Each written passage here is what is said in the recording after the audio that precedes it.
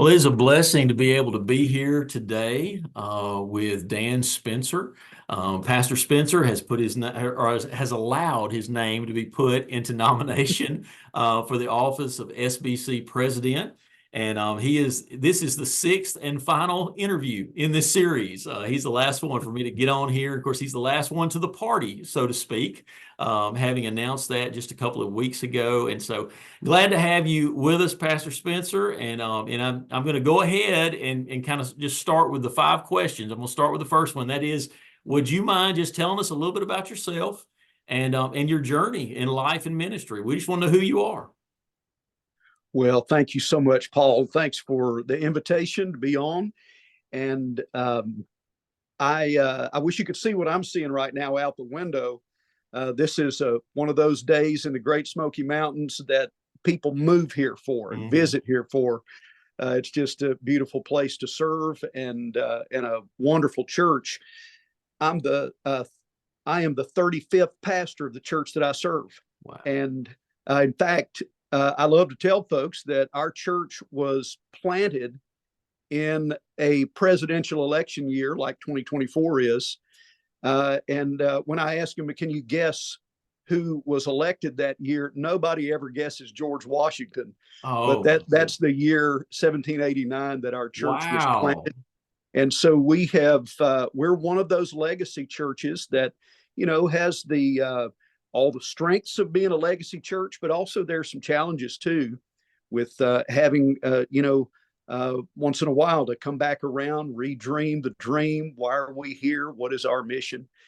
And so I'm grateful for all those who've gone before me, but to be here at this time, it's really an exciting time in the life of our church.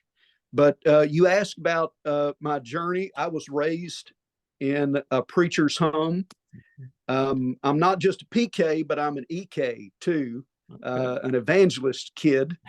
My dad was on the road most of the time growing up. Thankfully, I got the chance to work with him when he pastored a church in Dothan, Alabama. And I was his associate pastor there. Saw God do some great things and a lot of wonderful growth. And I think I learned more from him than I would ever learn in a seminary class, just serving alongside him. But a lot of deep Southern Baptist roots in my family.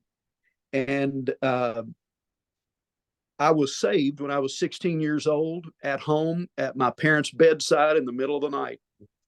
And I was baptized then when I was 17 at First Baptist Church of St. Cloud, Florida, while my dad was there. We lived there for about 9 months. Dad was there helping to plant a church nearby out of First Baptist St. Cloud. And then the summer after I graduated high school, I had my life planned out. I feel like I'd given the Lord everything I knew how to give him at that point, except access to my future plans. I didn't want the Lord to mess those up. That's right. And so on a mission trip out of what really was my home church, Brownsville Baptist Church in Brownsville, Tennessee, to work with a Baptist association in Toronto, in Canada. The Lord called me to ministry on that trip. Yeah. And when I announced that to my mom and dad, they said, well, there's no reason for you to go to the University of Tennessee. You need to go somewhere where you can get trained for ministry. So I ended up at that time, what was the northernmost Southern Baptist affiliated college, Hannibal LaGrange, now university in Hannibal, Missouri. Mm-hmm. Met my wife there. And my family has a pretty good record in Baptist colleges. My mom and dad met at Union University. I met my wife at Hannibal LaGrange. My sons both met their wives at Southern Baptist affiliated colleges in Georgia and Florida. Yeah. And so we've got a pretty good track record. You're a strong proponent then of the Southern Baptist college system, that we have in our states. Yeah, I've told students at Baptist colleges that story and said either find hope in that or receive it as a warning. That's right. I do owe a lot to Southern Baptist and what all that has provided in my life, and what a blessing that's been in my life. My wife and I served right out of college with what was then the Home Mission Board in the US2 program, which meant that we gave them 2 years after college to serve. They appointed us to the evangelism department of the Missouri Baptist Convention, and we traveled the state for 2 years. It was 2 of the happiest ministry years in our lives. Just encouraging people in evangelism all over that state, and went from there to a downtown church in St. Louis called Tower Grove Baptist Church. I was minister of music and youth. Wow. Back in the day, that was a really popular combo. It was. If you could be music and youth, and loved that time in St. Louis. Then I got to serve with my dad in Alabama as an associate pastor. Yeah. And then I spent 11 years as a senior pastor at First Baptist Church in Thomasville, Georgia. During that time, I got to serve the state convention there as president for a couple of years. Okay.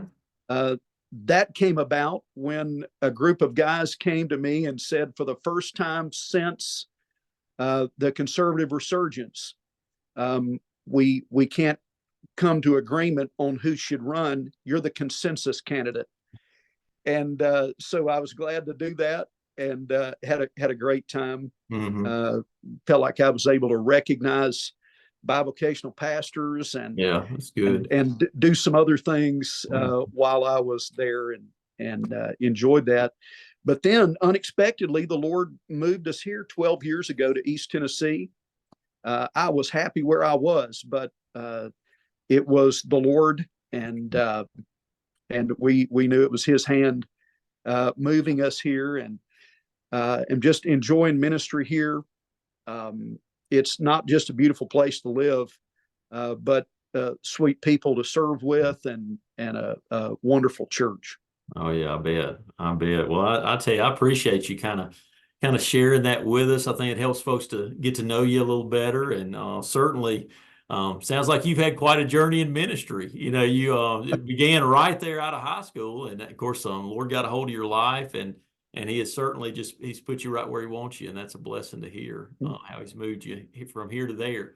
And certainly appreciate you sharing a little bit too about your work and convention work, you know, whether it be in the state of Georgia or there where you are now. So, but you know, that of course the big question, of course, is, you know, why in the world would you allow your name to be put into nomination for the office of Southern Baptist Convention President? We all know somebody's got to do it, and it's a blessing, and certainly a place of service there. But at this time, why did you feel led to allow that to take place? Well, Paul, it's not something I ever had any ambition to do. I've never thought that that is something that I would ever be asked to do. But when I was approached, and this is probably the story of a lot of people and all of the other candidates, when I was approached by people whom I greatly respect from different states, after praying about it, I mean, I thought they had the wrong guy. In fact, I thought they were asking for suggestions, and there are a lot of guys I could suggest who would do a great job. But after praying about it and seeking wise counsel, I just decided that I would allow that nomination to go forward and trust the Lord and the messengers in Indianapolis, and trust the Lord to work His will through them. And so I'm in it, win, lose, or draw. And but on top of that, I really do believe there are a lot of Southern Baptist churches like the one I pastor that believe in our cooperative work, give strongly to the cooperative program and the mission offerings, involved in our state convention the best that we can be, our local association. And I think there are a lot of churches like the one I serve that just want to regain our focus Yeah. on those Great Commission objectives that have always been the heart of our cooperation as Southern Baptist. And I want to, I think I can help us be the best of who we say we are. And then as I look toward, the next annual meeting in 2025 in Dallas, it's going to be a significant year that deserves some celebration. It's the centennial year of not just of the Baptist Faith and Message, but also of the cooperative program. And as a relative of the man that led the Future Committee that proposed that, Dr. M.E. Dodd, I feel even a sense of family responsibility in making sure we celebrate that and recommit to that cooperative way of that really is the envy of other denominations.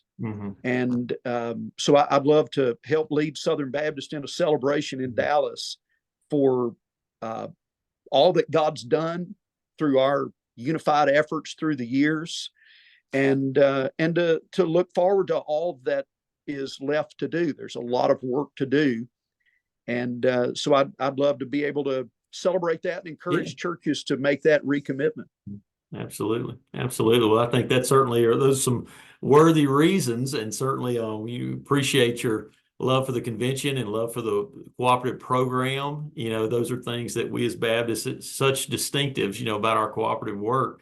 But also, I mean, there are, there's a lot of things facing the Southern Baptist Convention today, and that. Of course, we Baptists, we are just autonomous, by nature, which oftentimes lends to certain disputes or at least disagreements, and we can disagree in the Lord and continue to do ministry together. But when we think about issues, issues are great, or challenges that are facing the Southern Baptist Convention. What would you say, in your opinion, what are the greatest issues or challenges that we're currently either embroiled in right now, or those which you sort of see on the horizon? I think, Paul, I would give maybe a really general answer to that question first, and that would be, I think one of our greatest challenges right now is a lack of focus. Yes. Yeah. Our greatest strengths as a convention have always been around the Great Commission. I mean, that's what brings us together. Absolutely. That's what motivates us to give like we do, cooperate like we do. And that's what we celebrate the most when we hear about lives being changed and churches being planted, missionaries being sent, and pastors being trained and sent out. That's what we celebrate, and that's our great strength. And Jesus dictates that. That's right. And so it merits our best focus and our greatest efforts at cooperating with each other. And really, we have proven in the history of our convention how focused we can be when we come together, and the power of that focus and the incredible things we can do when we have that focus. And I believe we can get there again. Yeah. But I think right now, I think about Martha, the sister of Lazarus, in Luke chapter 10, when Jesus said, "Martha, Martha, you're worried and troubled about many things." And I think maybe that's kind of where we are as a convention, distracted by many things. It doesn't mean they're bad things. Martha was cooking supper for the Lord. She was. It was and needful. That's a good thing. But she it was something that was distracting her from the main thing. For Southern Baptist, the main thing, the one thing that is necessary, is that recommitment to the mission that Jesus has given us, and cooperating to accomplish that task to the glory of God, the very best that we can together. And as you said, we have our differences. Through the years, we've been able to walk hand in hand without always seeing eye to eye on the tertiary issues and the lesser issues, while agreeing on that main thing. Yeah. And it's what M.E. Dodd called a unity of purpose Mm-hmm. that really brings us together. And so I think that's maybe our greatest challenge, is to find a way to come together, deal with the issues that need to be dealt with. And there are some important ones right now, and then get back to the business of making and mobilizing disciples. And as a local church pastor, it just seems to me like we need to regain our focus. Mm-hmm. So that's kind of the general answer. And then, there are the other things that are just taking up a lot of our attention right now and need to be dealt with. I, of course, think of a law amendment. Yes. I have no issue with the theology of the amendment. It's really a governance issue. I think the BF&M 2000 has served us really well in speaking about that. In Anaheim, messengers dealt with a situation with one of the largest churches in America and a famous pastor. And when the vote was taken, 92% of the messengers agreed. And so I feel confident Southern Baptists as a whole understand the role of the senior pastor.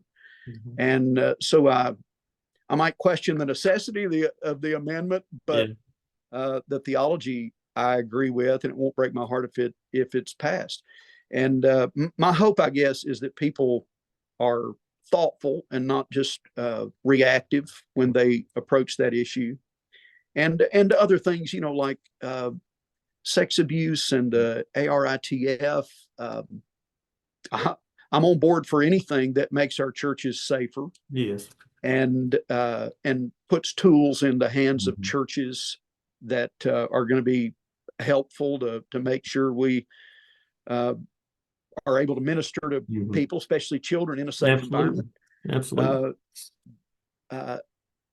However, I would love to see us be able to refocus on what brought us together in the first place.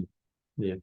Well, absolutely. And I think that, sometimes these second tier or tertiary, issues, unfortunately, and especially in terms of convention life, based on whatever resolution is passed or put forward, or of course, this amendment, the law amendment that's coming up, those can take a lot of the air, a lot of the oxygen out of the room, so to speak. And it's hard to focus on these other things. And so I appreciate those words. But in terms of, regaining that focus, how would you, if elected, I know that you only have certain, by design, the Southern Baptist Convention president doesn't have the sort of sweeping power that a lot of people think that they should have, or might think they have. But if elected, how would you work to address these challenges with the Lord's help? Well, thanks for asking that. I think the first thing that comes to mind is, again, cooperation and being able to cooperate with our new executive committee president, Jeff Orge. I think that was a brilliant choice. He is a process thinker, a consensus builder, proven leader, and so I would look forward to being able to cooperate with him, help him to sort of get us back on track where we need that in our convention, and to build for the future, work through our challenges presently, and then press toward the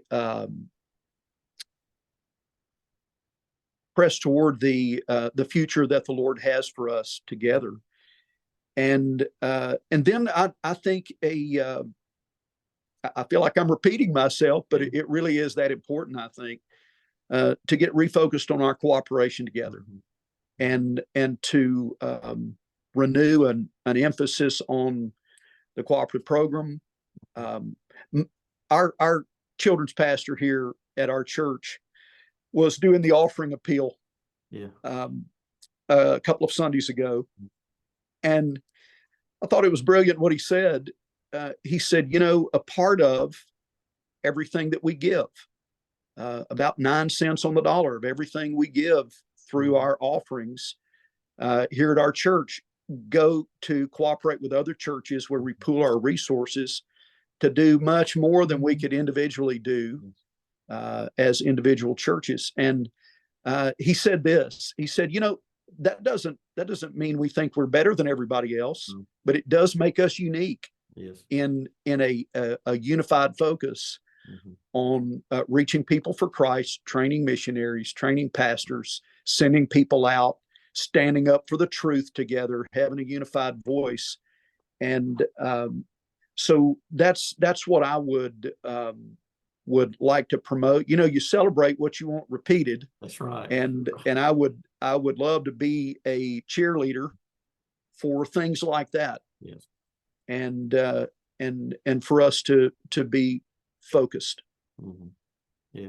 Well, and certainly in our world currently, it almost seems that we have to focus on these tertiary things, or these secondary things in order to generate the discussion that that this world seems to be driven by, when at the same time it's not our goal to generate discussion. And so that's sometimes we to be able to be about our work in peace and unity is certainly a worthy goal and a worthy emphasis for you to have. So I do appreciate that. I do. Well, as we kind of getting close to the end of our time here, or at least in terms of just giving you a little bit of a platform, just as you think about any other message that you'd like to give to the members of the Southern Baptist churches that may watch this video, whether they're heading to Indianapolis or not in June, what message would you have for them? Well, to pray. No matter who is elected by the messengers to be the president of the SBC for the next year, yes. They're going to need prayer. Our convention needs prayer at this Absolutely. time. And I think it behooves every Southern Baptist who's aware of any kind of issue at all that's going on to pray for resolution, for consensus, for that focus on the main thing, and for whoever it is who's going to be the president, and for that person's leadership, and for the boards and agencies of our convention. I've never been on one, but the work they do is many times a thankless job. It's behind the scenes. It's the things that keep our convention running between annual meetings. And one time I went as a guest to an executive committee meeting, but I've never been in those meetings and been involved in all the discussions that happen. But we ought to be in prayer for all the folks who are. And then I would just say,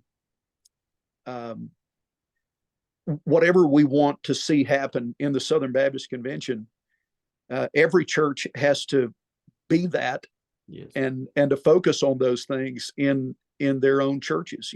Every Southern Baptist church is an independent Baptist church. I mean, right. we voluntarily cooperate, and yet the reflection or the convention ends up being a reflection of who we are.